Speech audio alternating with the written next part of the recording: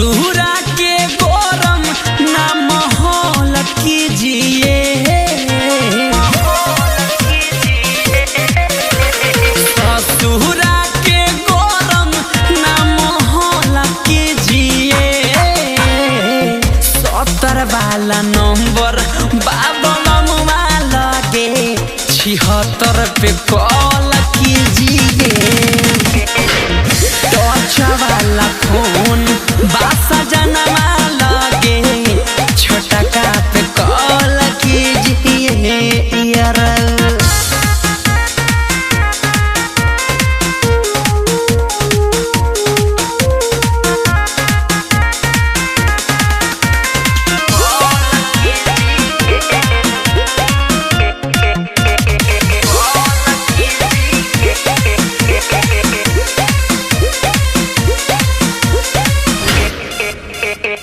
डले बा बैलेंस उधारे जानी तो लागी बड़ी मारे।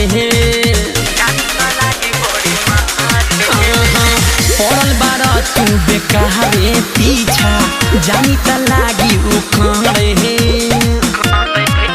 हजी मामला जो न उलझाइए थोड़ा सॉल्व कीजिए। वीवो वाला फोनमा बामुदैया लगे सैमसंग पे कॉल कीजिए। 70 वाला नंबर बागजो धावा लगे 76 पे कॉल कीजिए।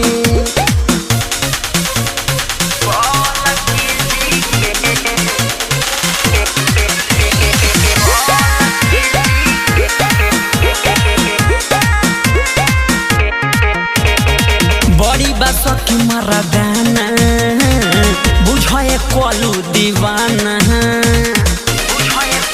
बुझाइल कि ना हो सफीलाल हमर कहाला का काहे तुले त बड़ा हलका।